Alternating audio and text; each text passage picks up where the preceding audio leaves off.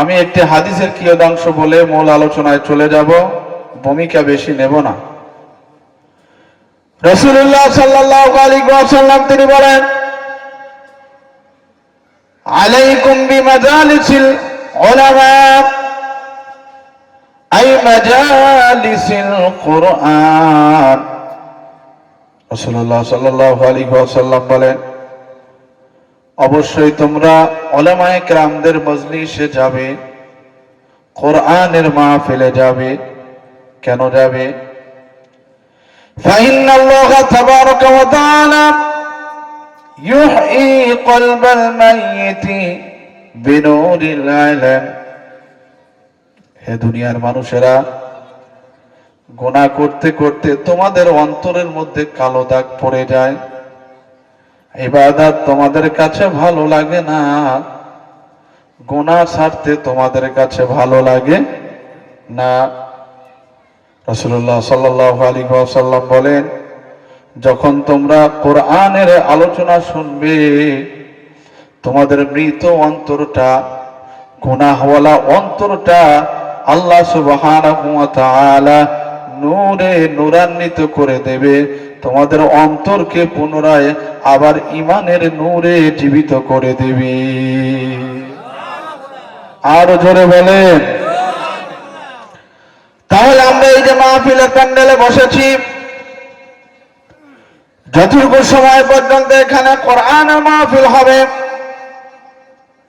সেই সময়টুকু পর্যন্ত আমরা কেউ ছোট ঘি কুমলা এলাকার মানুষ না, আমরা কেউ বড় ঘি কুমলা এলাকার মানুষ না, আমরা কেউ মির্গির মানুষ না, আমরা কেউ নারুয়ার মানুষ না, আমরা সবাই বেহেশতের বাগানের মানুষ। আরো জোরে বলে। শুধু তাই না, এই মাহফিল শেষ করার পরে শেষ মোনাজাত দিয়ে আমরা যখন আমাদের পা দুখানাকে বাড়ির দিকে ফেরাবো, আমাদের পা দুখানাকে বাড়ির দিকে ফেরানোর আগেই আল্লাহ সুবহানাহু ওয়া তাআলা আমাদের জীবনের সমস্ত গুনাহগুলি মাফ করে দেবে। আর জোরে বলে, আল্লাহ সবই পারে, আল্লাহ সবই পারে। কথা বলেন ঠিক কিনা? সবকিছুরই মালিক আল্লাহ, সবকিছুরই মালিক আল্লাহ, ডাকো তাহারে, আল্লাহ সবই পারে, আল্লাহ সবই পারে। কথা বলেন ঠিক কিনা? একটু জিকির করি লা ইলাহা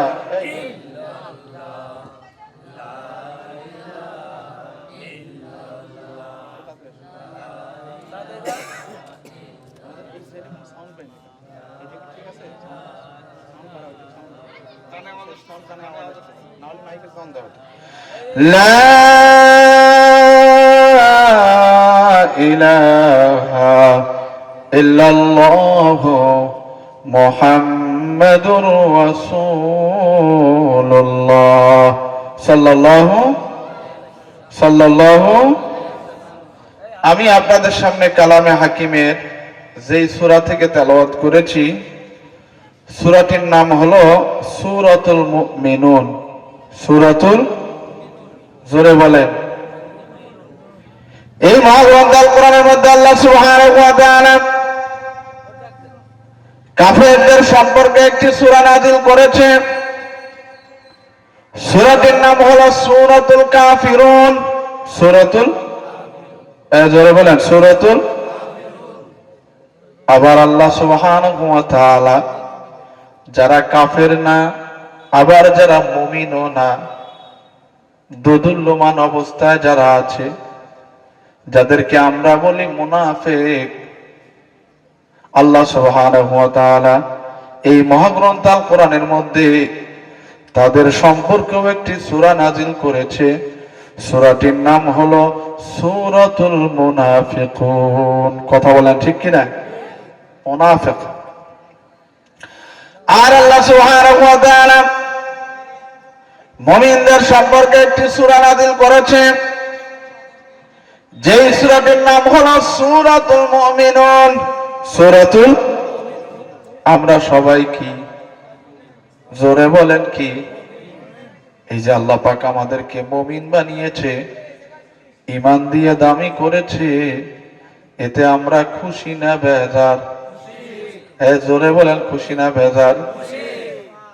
কিন্তু আমরা বড় আফসোস, মুসলমান হিসাবে আমরা আমাদের ইসলামের মূল্য বুঝি না, ইমানদার হিসাবে আমরা আমাদের ইমানের মূল্য বুঝি না। কথা বলেন ঠিক কিনা?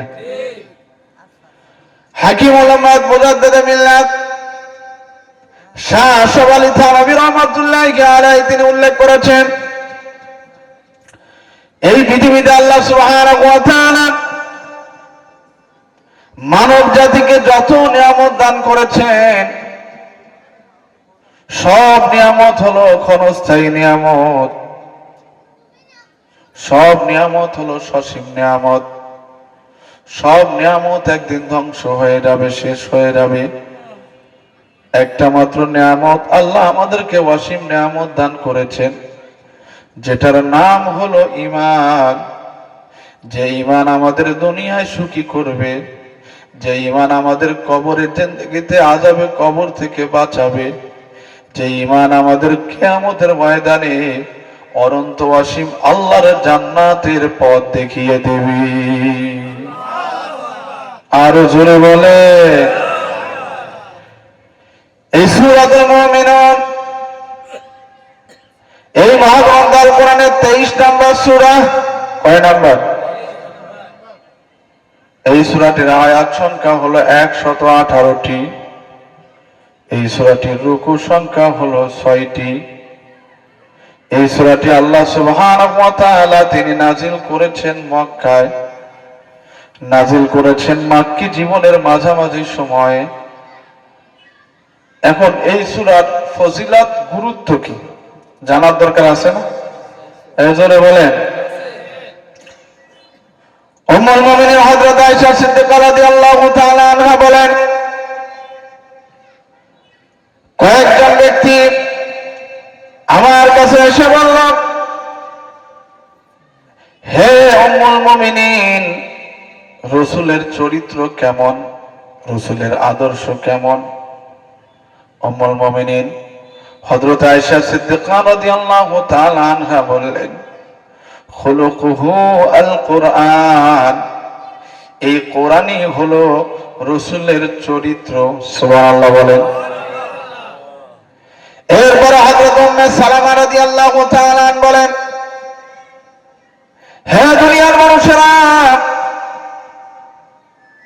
আমাদের প্যারা হাবিব সাল্লাল্লাহু আলাইহি ওয়াসাল্লাম তিনি যখন আমাদের সামনে দিয়ে হাঁটতেন, আমাদের সামনে দিয়ে চলতেন, আমরা মনে করতাম বাস্তব কোরআন আমাদের সামনে দিয়ে চলছে। সুবহানাল্লাহ বলেন। শুধু তাই না, এরপরে কিছু ব্যক্তি বলল, আমাদের সামনে নমুনা পেশ করেন। উম্মুল মুমিনিন হযরত আয়েশা সিদ্দিকা রাদিয়াল্লাহু তাআলা আনহা বললেন, তোমরা কি এই মহাগ্রন্থ আল কোরআন তেলাওয়াত করো? তারা বলল, হ্যাঁ আমরা তেলাওয়াত করি। উম্মুল মুমিনিন হযরত আয়েশা সিদ্দিকা রাদিয়াল্লাহু তাআলা আনহা আবার বললেন, তোমরা কি সূরাতুল মুমিনুন তেলাওয়াত করো? তারা বলল, হ্যাঁ আমরা তেলাওয়াত করি। উম্মুল মুমিনিন হযরত আয়েশা সিদ্দিকা রাদিয়াল্লাহু তাআলা আনহা বললেন, এই সূরাতুল মুমিনুনের প্রথম 10টি আয়াতের মধ্যে আল্লাহ সুবহানাহু ওয়া তাআলা মুমিনদের যে গুণাবলী উল্লেখ করেছে, যে বৈশিষ্ট্য আল্লাহ উল্লেখ করেছে, এটাই হলো রাসূলের আদর্শ, প্যারা হাবিবের চরিত্রের বাস্তব নমুনা। আরো জোরে বলে। এখানে এই সূরাটি কিভাবে নাজিল হলো? খলিফাতুল মুসলিমিন হযরত ওমর ইবনে খাত্তাব রাদিয়াল্লাহু তাআলা তিনি বলেন, একবার রাসূলুল্লাহ সাল্লাল্লাহু আলাইহি ওয়াসাল্লামের দরবারে মৌমাছির মতো গুনগুন আওয়াজ হলো। আল্লাহ রসুলের কাছে বিভিন্ন ভাবে ওহী আসতো। এই ওহী আসার বিভিন্ন ধরনের মধ্যে একটি ধরন হলো, যখন জিবরাইল আমিন আল্লাহ রসুলের কাছে ওহী নিয়ে আসতেন, মৌমাছির মতো গুনগুন কি হতো, আওয়াজ হতো। আপনাদের কষ্ট হচ্ছে? আমার কথা বুঝতেছেন? মৌমাছির মতো গুনগুন আওয়াজ হতো। একবার রাসূলুল্লাহ সাল্লাল্লাহু আলাইহি ওয়াসাল্লামের দরবারে মৌমাছির মতো গুনগুন আওয়াজ হলো। হঠাৎ করে মৌমাছির মতো গুনগুন আওয়াজ শেষ হয়ে গেল। হযরত ওমর ইবনুল খাত্তাব রাদিয়াল্লাহু তাআলা বলেন, যখন শেষ হয়ে গেল আমরা প্যারা হাবিবকে বললাম, ইয়া রাসূলুল্লাহ, ইয়া হাবিবাল্লাহ, বিয়াদবি আপনি মাফ করবেন, কিছুক্ষণ আগে আপনার দরবারে মৌমাছির মতো গুনগুন আওয়াজ শুনতে পেলাম। এই মুহূর্তে আল্লাহ আপনার উপরে কোরআনের কোন ওহী নাজিল করেছে কিনা, কোরআনের কোন সূরা অথবা আয়াত নাজিল করেছে কিনা? রাসূলুল্লাহ সাল্লাল্লাহু আলাইহি ওয়াসাল্লাম মুস্কি এসে বললেন, ও আমার সাহাবায়ে কেরামরা, এই মুহূর্তে আল্লাহ সুবহানাহু ওয়া তাআলা আমার উপরে এই মহাগ্রন্থ আল কোরআনের সূরাতুল মুমিনুন নাজিল করেছে। আরো জোরে বলেন। শুধু তাই না, এরপরে রাসূলুল্লাহ সাল্লাল্লাহু আলাইহি ওয়াসাল্লাম বললেন, ও আমার সাহাবায়ে কেরামরা, আল্লাহ সুবহানাহু ওয়া তাআলা এই সূরাতুল মুমিনুনের প্রথম 10টি আয়াতে মুমিনদের যে গুণাবলী উল্লেখ করেছে, যে বৈশিষ্ট্য বলি উল্লেখ করেছে, এই গুণাবলী, এই বৈশিষ্ট্য বলি দুনিয়ার কেউ যদি অর্জন করতে পারে, অবলম্বন করতে পারে, আল্লাহ সুবহানাহু ওয়া তাআলা বলেন, উলাইকা হুমুল ওয়ারিসুন, আল্লাহ বলেন তাদেরকে ওয়ারিস বানিয়ে দেবে। আল্লাহ বলেন, ওয়ালিল্লাযীনা ইয়ারিসুনাল ফিরদাউসা, আল্লাহ সুবহানাহু ওয়া তাআলা তাদেরকে সর্বোচ্চ জান্নাত, জান্নাতুল ফিরদাউসের ওয়ারিস বানিয়ে দেবে। আর জোরে বলেন। এই তুমি ইকো কমাও, সাউন্ড বাড়াও, আর এই শেষ থেকে মাইক সেটিং করলে ভালো হইতো, কার সাউন্ড এখন ঠিক নাই। আস্তে কথা না বলি, ইনশাআল্লাহ চেষ্টা করুক। এখন সম্মানিত হাজরিন, মাইকের সাউন্ড ভিতরে একটা সেট করতে থাক। রাসূলুল্লাহ সাল্লাল্লাহু আলাইহি ওয়াসাল্লাম তিনি বলেন, আমার উম্মতেরা, ইযা সাআলতুমুল্লাহ, তোমরা যখন আল্লাহর কাছে কোনো কিছু চাবে, তোমরা সর্বোচ্চ জান্নাত, জান্নাতুল ফিরদাউস চাবে। সুবহানাল্লাহ বলেন। সর্বোচ্চ জান্নাত, জান্নাতুল ফিরদাউস। এখন এই জান্নাতুল ফিরদাউসের মর্যাদা কম না বেশি? অনেক উলামায়ে কেরামরা উদাহরণ দিয়ে বলেন, হাতি বড় না ছাগল বড়? জোরে বলেন। আয়তনের দিক থেকে হাতি, আর মর্যাদার দিক থেকে হাতি বড় না ছাগল বড়? কারণ ছাগলের গোশত খাওয়া আল্লাহ হালাল করেছেন, হাতির গোশত খাওয়া আল্লাহ হালাল করে। তাহলে সম্মানিত হাজরিন, মর্যাদার দিক থেকে ছাগল বড়, আয়তনের দিক থেকে হাতি বড়। কথা বলেন ঠিক কিনা? আল্লাহ সুবহানাহু ওয়া তাআলা আমার আপনার জন্য যে জান্নাতুল ফিরদাউস রেডি করে রেখেছেন, প্রস্তুত করে রেখেছেন, এই জান্নাতুল ফিরদাউস আয়তনের দিক থেকেও বড়, আবার মর্যাদার দিক থেকেও বড়। সুবহানাল্লাহ বলেন। আল্লাহ সুবহানাহু ওয়া তাআলা বলেন, উলাইকা হুমুল ওয়ারিসুন,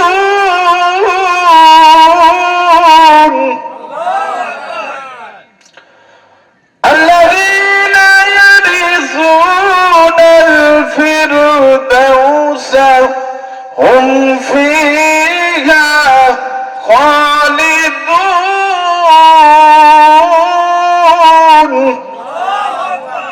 আল্লাহ ওয়া তাআলা বলেন তাদেরকে জান্নাতুল ফেরদাউসের ওয়ারিস বানিয়ে দেওয়া হবে।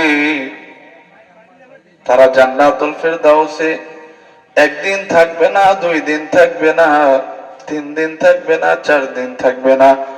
আল্লাহ বলেন হুম ফিহা খালিদুন, ওই জান্নাতুল ফেরদাউসে তারা চিরকাল অবস্থান করবে।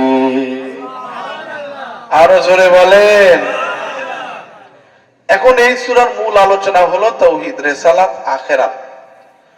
তবে এই সূরার 1 থেকে 10 আয়াতের মধ্যে আল্লাহ সুবহানাহু ওয়া তাআলা মুমিনদের কিছু গুণ উল্লেখ করেছে। এই গুণ থেকে কয়েকটি গুণ আমি বলবো, আমার সাথে সবাই মহব্বত নিয়ে পড়ুন। আউযু বিল্লাহি মিনাশ শাইতানির রাজীম। বিসমিল্লাহির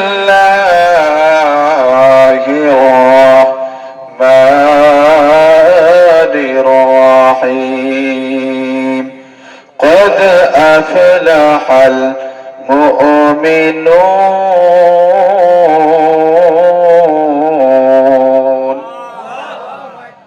আল্লাহ সুবহানাহু ওয়া তাআলা বলেন সফলকামী হয়েছে মুমিনরা। কারা? জোরে বলেন কারা? আমরা সবাই কি মুমিন? আল্লাহ মাজির সিগা ব্যবহার করে বলেছেন অবশ্যই মুমিনরা সফলকামী। এখন মুমিন কাকে বলা হয়? জন্ম থেকে নিয়ে মৃত্যু পর্যন্ত, অথবা কালেমা গ্রহণ থেকে নিয়ে মৃত্যু পর্যন্ত যে ব্যক্তি অন্তরে ঈমান ধারণ করে, হৃদয়ে ঈমান ধারণ করে, তাকেই বলা হয় মুমিন। তাকে কি বলা হয়? কিয়ামতের ময়দানে মুমিনেরা কিভাবে সফলকামী হবে তার একটা উদাহরণ হলো রাসূলুল্লাহ সাল্লাল্লাহু আলাইহি ওয়াসাল্লাম বলেন কিয়ামতের ময়দানে আল্লাহ সুবহানাহু ওয়া তাআলা কাফেরদের আমলকে ওজন করবে একবার। কয়বার? আর মুমিনের আমলকে ওজন করবে 2 বার। কয়বার? এখন 2 বার করবে দেখে কি ভয় পেয়ে গেলেন? ভয় নেই। আল্লাহ সুবহানাহু ওয়া তাআলা কাফেরদের সমস্ত ভালো আমলকে এক পাল্লায় দেবে আর কালেমাকে এক পাল্লায় দেবে। কোন পাল্লা ভারী হবে? এই ডেকোরেটর ভাই কই গেছে? ঠিক আছে, আচ্ছা আমরা একটু ধৈর্য ধরি, আল্লাহ ভরসা। তাহলে যে কাফেরদের সমস্ত ভালো আমলকে এক পাল্লায় দেবে আর কালেমাকে এক পাল্লায় দেবে। কোন পাল্লা ভারী হবে? কালেমার পাল্লা। জোরে বলেন কোন পাল্লা? আল্লাহ সুবহানাহু ওয়া তাআলা বলেন ফি নারি জাহান্নাম খালিদিনা ফিহা।